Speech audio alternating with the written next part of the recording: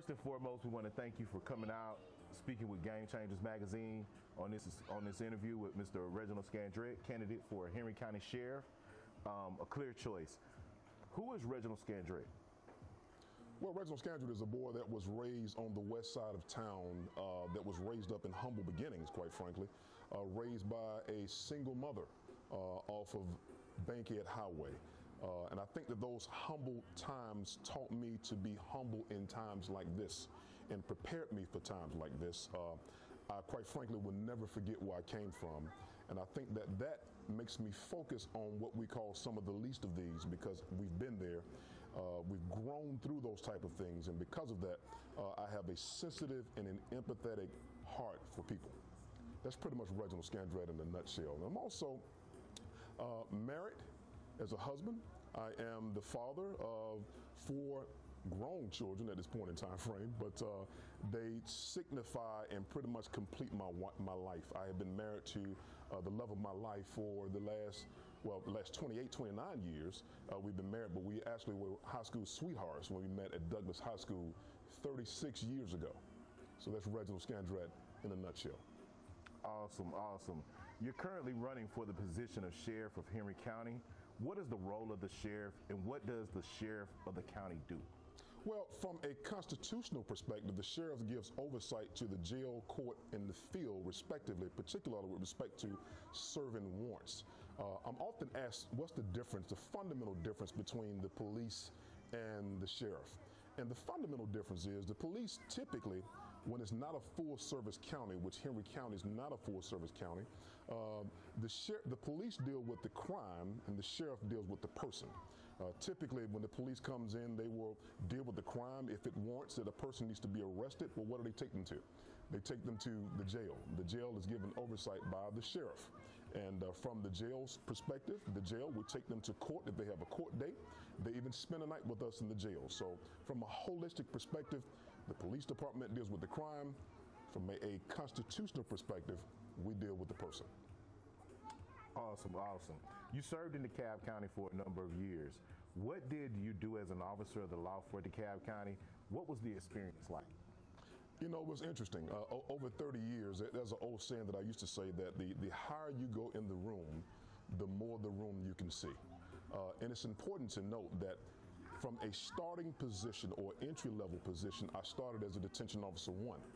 And anything north of that is a promotion. So I was promoted to detention officer 2, detention officer 3, deputy sheriff, jail training officer, corporal, sergeant, lieutenant, captain, major, and then I was ultimately promoted to the highest unelected position, which was chief deputy.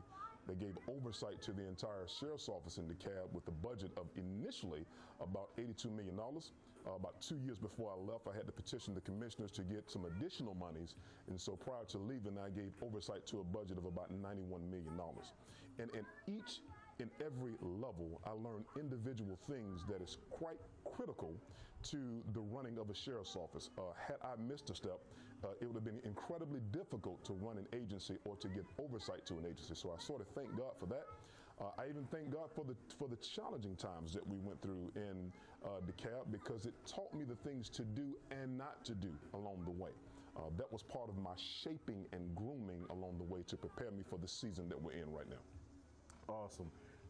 As Sheriff of Henry County, what is the vision and mission? What is the vision and mission you have in mind to continue moving this great community in a progressive direction? Well, one of the things we need to do is to recognize that we need to look like the community. That's number one.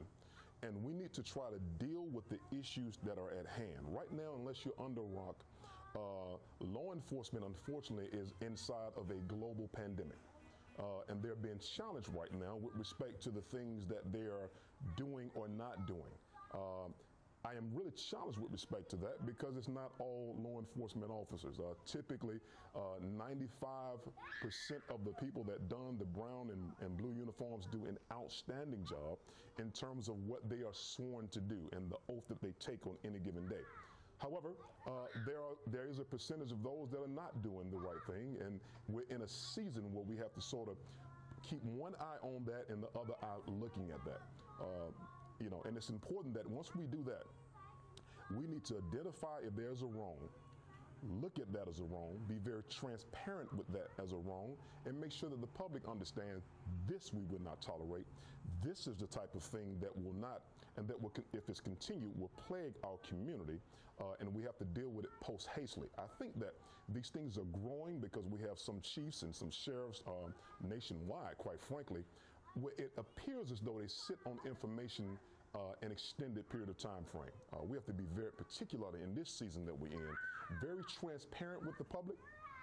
Sit down and talk about the facts, talk about the issues. If there is an issue, deal with it, be very transparent, and make sure that we can sit down at the table for common resolve so that we can move our community forward and upward.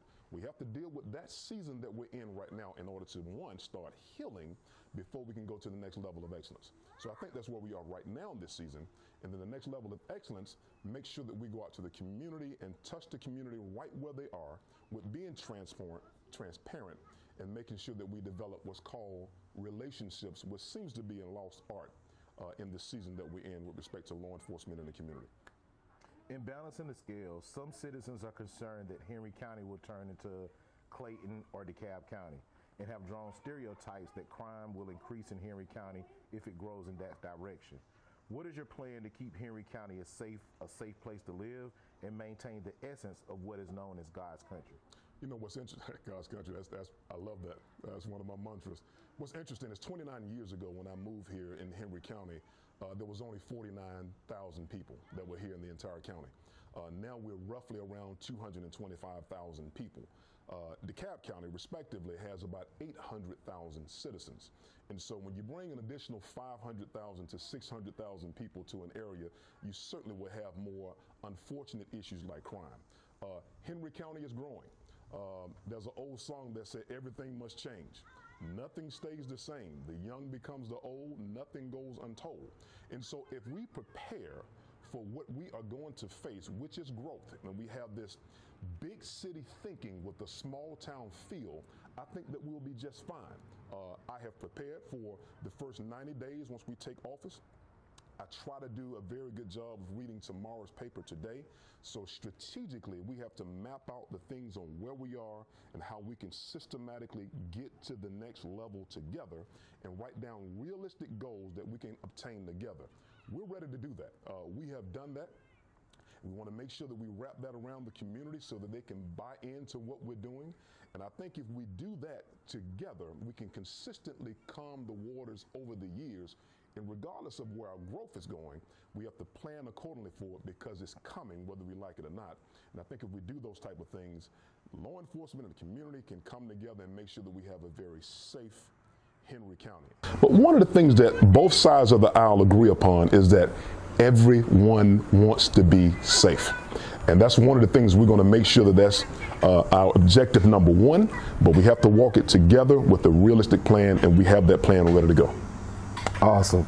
During your campaign for sheriff in the primary election, you were attacked personally and professionally by your opponent with several accusations with your role as an officer of the law and your personal life. How did that make you feel, and how did it impact you to adjust to the climate that was created surrounding that? You know, it's interesting with respect to that. I am really not a politician, but I've learned along the way that there are what we call politics and politricks. And I have learned along the way the differences with respect to the two. Michelle Obama put it best. If they're willing to go low, we're going to certainly stay high. And I have ran and on my merit for 30 years. I'm sorry, I've been in a position for 30 years to create a very stellar record. And what I did was I posted that record, and to make sure that everyone can see for 30 years, this is what I have done progressively. It's open for all to see. I just did not want to get down into a rabbit hole with consistently chasing visceral accusations by someone else. We stayed on that road. We're always going to take the high road, and I think that the public, by overwhelmingly 77%, saw the same. And so that's how we won the last runoff. We're very humbled by that, and we are positioned for November the 3rd to do the same. Awesome, awesome. How do you feel about the issue between law enforcement engagement with black and brown people and the fear that some have of interacting with the police during times as this when racial tension is so high, not only locally, but on a national level? And how can we change the narrative? Well, I think what's interesting with that, I think that we are doing more of staying away from each other than coming together. One of the things we're going to have to do is to sit at the same table with people that don't think like us, with people that don't look like us, with people that have different views, and let's talk about the realistic issues at hand. Yes, there is systemic racism, not only in law enforcement, but nationwide in the public and the private sector. And for those people that say that there's not systemic racism, you're just not mature enough at this level to have that conversation. And so in order to change that narrative, we have to sit down at that table and have those very uncomfortable conversations, but with some type of comprehensive resolve at stake. That's going to take some time of us chopping away at this tree, hoping that one day that it falls and we collectively stand away from the tree, which was the dangerous part, and clap together saying that we did that collectively together. How can we consistently become neighbors here in the same county, in the same area, and realize that we have differences, that we have prejudices, but we make sure that we can live harmoniously in the same area, understanding that you are my neighbor and that I want the best for you as though I want the best for my family. And how can we walk that together as we come together for the differences that we quite frankly have not done? It's been challenging to have those conversations.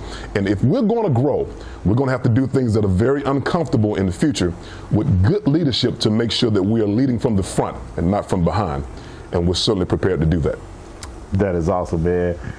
Last but not least, what are your views on police brutality? And how do you plan to bridge the gap between community and law enforcement in Henry County? Well, any police brutality is unacceptable, period. And from a leadership perspective, it's important, again, that if you see that, you address that. And quite frankly, if you're having someone that is doing these type of acts that is outside of any type of policy and procedure, find them, make an example of them, so that the public understands from a public and transparent perspective, we will not tolerate this. This is not a part of who we are holistically and collectively, and to make sure that we deal with that immediately. And so I think that's very, very important. Man, that's awesome. Where can we find out more about you, your platform online? How can our audience follow you for update info on your campaign? All right, we're at Scandrett, the number 4 sheriff.com. And the word Scandrett is spelled SCANDRETT, the number 4 at Scandrett, number 4 sheriff.com. So yeah, all of our information is there. If you want to reference us there, we'd be glad to, even to give you a call back and answer some of your concerns and questions. But we have a plethora of information right there. If you reach out and give us a contact, we'd be glad to hear from you and glad to talk to you. Awesome, man. We appreciate you for sitting with us today, Mr. Scandrett. My pleasure. It's an honor. We look for you to serve in this great county of Henry County, yes, sir, known as God's country. And we just, man, you get all the props from us, Game Changers Media Network, in a successful campaign. Thank you, sir. My pleasure. Yes, sir.